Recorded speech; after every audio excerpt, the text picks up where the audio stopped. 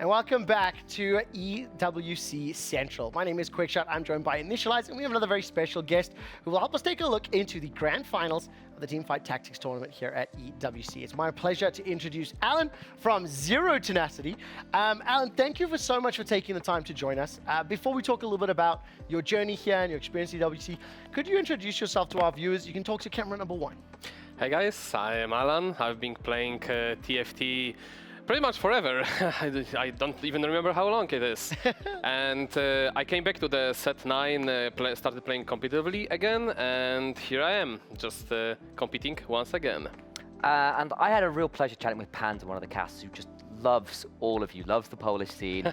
Really big to you guys. When look, you get in the chat. I got to chat with Travis as well, and it was really amazing to hear the love that the EU fans, the Polish fans had for you, especially because EU is sometimes kind of not talked about within TFT. It was really amazing to see you guys do so well at the tournament. Well, thank you so much. I mean, look, we're going to unpack the tournament in just a second. I just want to make sure all our viewers understand that Street Fighter 6 series is still ongoing. You can watch that twitch.tv EWC Fighters. What we are going to do is spend a little bit of time here with Alan. Ask him to help us break down some of this TFT, some of the format. We'll actually talk to one of the active players here. We just had the pleasure of speaking to Frodan from Fnatic about the format and things like that. So what's your main sort of feelings when you reflect on how this tournament has gone for you and Zero Tenacity? Oh, it's been absolute pleasure to be a part of the tournament. Just meeting and hanging out with the people from across the globe. Like, I've been repeating myself, answering the same thing, but it's actually true. Like, it's been such a treat to meet all of those people. Yeah, compete for the good chunk of money is a nice addition. I mean, it's a good point, right? Yeah. Let's be honest, the competition in the tournament is the main reason you're here. Everything else has just been a nice, pleasant surprise. Yeah, you can say that. But still, personally, it's an unusual take. I still take the most pleasure out of just hanging with people. It's just like, I spend so much time at home playing the game, and I get to finally touch some grass. Amazing! I mean, like, seriously, because one of the... You mean touch some sand? Yeah. I knew you would do that. There's not a lot of grass. Well, one of the things I did want to say is actually, like, how's it been meeting all your, I guess, your colleagues, your rivals, your friends? Because there aren't many TFT lands ever where you all get to be in the same space. That's got to be awesome. Yeah, exactly. We only had like one big LAN so far, and this is the second one, and just getting to meet everyone again, or for the first time, is just such a treat. Alan, can I tell you something? You have an infectious positivity. It's very sincere, it's very appreciated. Quick heads up, we have just excused Initialize to work on some headset-related technical difficulties. What I would love to know is, Alan, let's take a look at this game. I'm hoping you can see the full screen and everything. We have T1 taking on Wolves. First of all, what do you think of the two teams? This is our grand final. And what do you think of who should be the favorites? So in this case, both teams are great. Wolves taken some favorites. T1 also took on the favorites of the tournament. However, a lot of teams that we screamed and partake so far thought that T1s are favorite just because how their team chemistry works. Right. They are not the best individuals. Yeah. However, as a team, they are just a monster that's so hard to take down. And I've been the victim of them personally. I've seen that as well. Alan, tell me a little bit about the format and going from like playing a single to playing in a team of 4. I play TFT, but I don't consume streams, so I'm not aware. But I was a big nervous viewer that individual experience in practice. Like I said, we had Frodan here. His team was sick, right? And frankly, they disappointed. Do you think being a team of less famous, less successful individual players makes you better teammates? Oh, that's a great question. Ego. This is where the whole dog is buried. That's a great saying. Listen, like when you make a superstar team, you know, all the stars have certain ego. Yeah. And certain trends, certain play styles. Exactly. But the problem is you have to put away ego and sometimes place in the 4 versus 4 format. Yeah.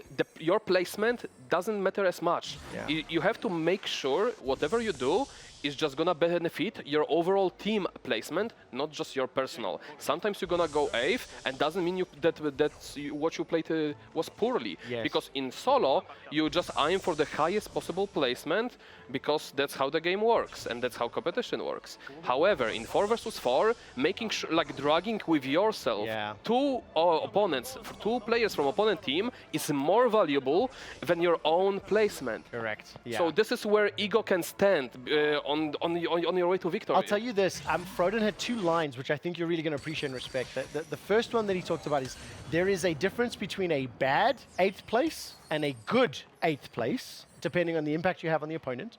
And secondly, one of the biggest lessons that he's had to learn as a coach and learn to instill in players is learning how to get out of the way. And that's a fascinating thing. What I'd love to do is turn our attention to the game now.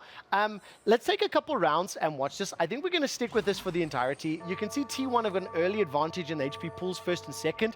3 members of Wolves coming up behind them. But if you can take a start look at the boards, I'd love to get a professional player's opinion on what we're starting to see built up, because I know stage 2, stage 3 is really where you can start to cement a hold in the game. You have to give me a second. I'll have to Of a bit course. closer. He's gonna Sorry, go the closer. production. Yes. My eyes Yes, that's perfect. are not the best anymore. Okay, if you stay on that seat, that can work for us as well. So, given so far the boards, let me quickly take a look. So basically, when you pick the 2-1 arguments, you want to take either very strong arguments that are generically good, or something that allows you to play alternative away the game, like build different, we just seen, allows you to play completely differently, tempo out into 8, and just play the units like in the multiple ways, or go for 3-star 4 cost. You can also play the like vertical way, like portal emblem, which allows you to just scale by all the portal units and go to the even 10 portal, which is could give you a win out if you find like a spatula from Carousel. Hi, I'm back. I have a functioning headset. Glad to be here.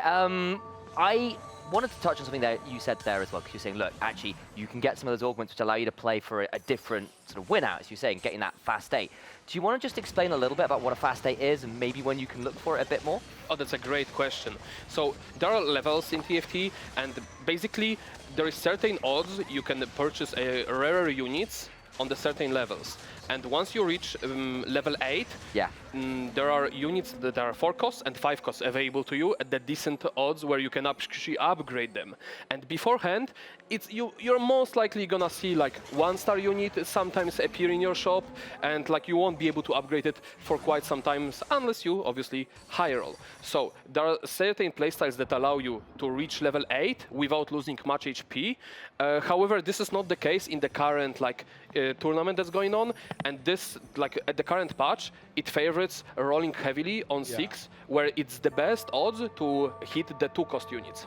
I mean, my question then comes to, well, what happens if everyone's trying to do that in a team?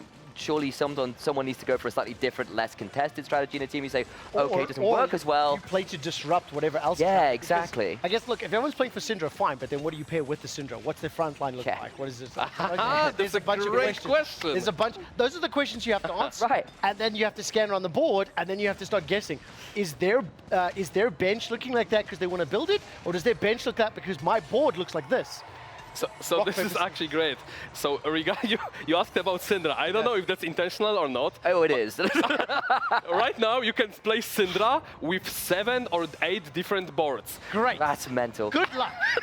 So I got to chat a little. So can I just go on. start? I think that's huge. We've been covering Syndra. I mentioned to you just before we started that we are looking at all 3 games. So we know that Syndra's busted. We know how contested the pick is. We know how teams are beginning to like adapt to it. I didn't have the number outright that there are 7 or 8 boards that can make Syndra successful. There are 8 players in a game. Theoretically, everybody could have a good board, and then whoever gets the lucky Syndras, well done, you take first. So right now the default is like when you go into the game as a team, you assume there will be like 4 Syndras, 1 Kassadin, 1 Cog, and 2 players playing flex around level 8. Okay. So this is like the mindset you should be going into the game. I'll tell you this, Alan, I played 3 games of this set earlier this week. Unfortunately, we don't broadcast when it dropped last week. I only played Cog. I came 2nd and 3rd in all my games. So that's what I'm doing. Honey Mancer Cog, that's where I'm at. All right, gentlemen, I'm going to ask Alan and Sam. Let's actually watch this game now. I think we've discussed a lot of topics that EWC Central has covered. But I really want to focus in on who's doing well. Let's go full TFT mode if we can. We don't have to simplify it a little bit. And, you know, let's see who's going to come out on top, because at the moment, again, small advantage, I think, for T1, at least in the HP pools. So we can see the Binteum spot here. He picked the argument that allows you to go fast 8, which provides more EXP if your bench is full of the units. So he's aiming for that level 8 roll down. So, given his item slumps, he wants to play around Karma, probably Preserver board with some sort of a Nasus or the Taric. Depends what he hits. Is no world where you flex him for the Camille to get the Chrono in there a little bit later on as well? If you manage to hit Camille too, it's a great addition to the board if you can itemize her. However, the usual go-to is you want to have front lane items as priority, then back lane items, and then you have certain units that can print items, like Milo. Milio, sorry. Yeah. I like Milo, it's a drink. It's my Yeah. my Thank you. Boy, all right. Yeah. Let's talk. Okay, what are frontline items? If you say frontline items are our priority, I'm assuming it's with that board or with that comp. But what Overall, there is a set, like, usually units have fixed items that are gonna be better on them because their trade provides them the other source of defense. However, in the current state of the game, usually Gargoyle and the Dragon Claw are like the best two items you can put on a tank, and then whatever you can make on top of that. Usually even double Gargoyle with Dragon Claw are the best of the tank items you can make, and just put a solo tank that will provide you enough time for, and also you get a sustain from the units, from the trait like Preservers, to keep healing the tank on top of the Dragon Claw. Right. Yeah, because I think we have seen some Warrior Preserver boards where you try and play around that a little bit. Shapeshifter with Syndra is a huge deal. Vanguard with Syndra is a huge thing. Those are kind of your frontline traits that you see a lot of currently. And I mentioned just a little bit ago, this board that SCSC has right now, that's my board. That's what I played at home. Make Comp War as strong as possible. It does work quite well. Let's see around some of these other boards. Bobe is still on that 7-round win streak. And Syrian from Wolves is on the 7-loss streak. So we're currently watching Bobe versus Lishao, it looks like, Sam. And that's a pretty big one. So Lishao was on a big win streak, but just ended up having that broken recently. So here we can see Bobe. He took the alternate argument that you usually don't see, which is the build different. That means when you don't have any traits active for the units, they get the bonus HP and the bonus attack speed. That's a great way to play into fast 8 while maintaining the tempo and camping your board around units like Rice, Karma, or even like 5-cost like Milo or Smolder. I'm gonna put my foot in my mouth. How do we see the traits that they're picking? You said build different. Sorry, what's the word I'm looking for? It's an augment. Augment. Yes. Where do we see the augments on the overlay, actually? So it can be a little tricky to spot, and it's one of those things I'm hoping as TFT goes further and we get more of this kind of game mode, will end up being a little easier to spot. But if you look, when we get back to the balls, there'll be a little backpack on the left-hand side of your screen, and the augments are kept above the backpack. You need to know the symbols. It's quite hard to do that in a minute. The symbols. Yeah, okay, that's because there's 260 of them, and also, it's new these TVs are about 3.5 Yeah, it's very hard. Yeah, I know. Small. Forgive me for that one. Okay, great. That's good to know. So once we do see the full board, there you go. Backpack in that's just the left-hand side of the screen, by where you got the pips. Oh, there we go. Yes, above that. It's literally right in front of me. My word. You know, I have very small. I just completely forgot. Okay, thank you. You're welcome. But honestly, that's a really big point, because actually, for me, I think when you're watching TFT, it's one of those things which it can be a little harder to track as it stands until you get to know the game a bit better. Alan, how much do you hate having to relearn the logos every set? Oh, my days. I don't. You liar! You liar! No. Listen. I am the odd one. I love the learning experience. Whenever I can learn something, I'm getting addicted to it. Yes. The learning curve is amazing. Like, when a person can learn something new, you feel so rewarded once you get better and better at it. It's very true. You have a very inspirational speech, and I hate to agree with you right now. Quick, I've got two questions for you actually on the meta. So Syndra on the board right now. He's got the Shojin. Everyone loves Shojin on Syndra. But I have seen a couple players decide that actually tank items like the Jack Show actually feel okay on her. Have you got a preference in terms of what you want to build the Syndra with? Because my understanding was more mana and attack speed was your A-star option. So Jack Show is just another mana generation and AP. If you put it on the back lane, it can be used as a tank item. Yes, you're right. Yep. So in usually the best in slot item is just like one mana generation item, which is Shojin or like Radiant Shojin as just the best, and then just double Rage Blade. Attack speed, or Rage Blade plus red buff, which also contains the anti-heal. It gives her and small damage amplifier. Yeah, I mean, I definitely heard the Rage Blade, just how strong it has been, just as a baseline item with many of the comps. What are we seeing these people running here? Because again, SCSC is pretty committed here to Honeymancer. as well. He's got Bastion built for now. So here we can see the classic Cock Tristana Blaster reroll Honeymancer. When the scope exceeds is actually when it has 2 healthy, which we see the exactly augment that SCSC has. So the comps kind of struggles with the EHP of the units, and 2 healthy provides you for every unique 2 cost on the board, it provides you 90 HP. And we know that this kind of board runs 4, even can run 5. That's significant. That's So a lot of 400 HP. plus HP per unit on the board. Yeah, that's a lot of HP. Combining this with the resis, that's just a massive HP pool. 5 level 2s that are unique at 90 hit points is an additional 450 hit points per unit. Yep. Before you add potential tank items, because that Blitz had a Warmogs and I think a Dragon Claw as well. So Yeah. then you got the additional plus the resistances, so your effective health gets significantly higher. And while I think here on this broadcast we focus very much on things like the Syndra and the kind of the stars Simplified of the show. a lot. Yeah, exactly. But the things, once you've got that unit, the question is, well, how am I setting it up to succeed? Items matter, but you'll notice a lot of that is actually around, well, how do I get my front line to survive long enough to get my artillery piece to keep doing the damage? And things like that 2 cost, that 2 healthy is super valuable for keeping that kind of star backline damage alive. I've played, I mean, look, the last time I think I played was set 10, so it's a while for me. But I hit high plat as my absolute max in ranked, and I still have absolutely no idea how to properly position my units. I literally have to watch guides and go, okay, this is how I deal with like old assassins back in the day. This is how I deal with if I've got range dealers or casters. How much in this team format are you moving your units around the board? And how annoying is it when you're paired up against a round where you have to fight another Zero Tenacity member? Oh, that's a very complex topic. I could go on and on about it. Got time. Trying to keep Yes. it very simple and straight. At the end of the day, you have to realize, can I clamp my units? Yes. Is there any punish for clamping? And if you watch the fights and if you see some sort of AoE abilities, basically damage your either backline or front lane, your natural instinct should be, oh, I should spread them to give the less value to the opponent. And same goes pretty much to everything when it goes positioning. And when it's between the team members, you want to allow your team, if you are stronger than your team member, you want to let the weakest units to the one of the side where your team member is, to let them kill as many units as they can. Yeah, because I think that's been something that we haven't talked about so much. That's a format thing, right? Because the positioning these days is actually, how do I depower my board when I can't put units on the bench because it's full? How do I make it easy for my teammates to take out some of my units today? Well, maybe I put my Syndra, which is key, in the front line and it dies, and then suddenly it's a bit easier. I mean, one of the things I want to just mention very quickly, we're only going to watch a few more minutes of this game before I'm going to excuse you, let you get on with your evening. I want to say just very quickly before you are phenomenal. It's so great. Phenomenal as a speaker, a broadcaster. I think everybody needs to watch your stream. Also, your explanations are fantastic. I want to get you to predict for me how these games are going to play out. I know you kind of implied earlier, Sam wasn't in the room, that T1 are kind of who you're leaning towards. That was what I took. Do you think they're going to win the grand final and be crowned the champion? Okay. Going completely blind because I've seen only brief moment of the game, looking just by the HP values. I would say T1 looks in the commanding position. Yeah. And again, it often comes down to Augment's selection, but again, their team spirit, and I'll go with the team as a whole. They are like one entity in this case, just gonna crush the walls. Alan, do you really think they'll do that again and again and win the whole series? T1. Now, trust your instincts now, because again, you are a professional and you're a competitor, and you're going to say to me, it depends on who gets the augments, and it depends on the board. I don't care. Okay. I want you to trust, believe in the heart of the cards, Yugi.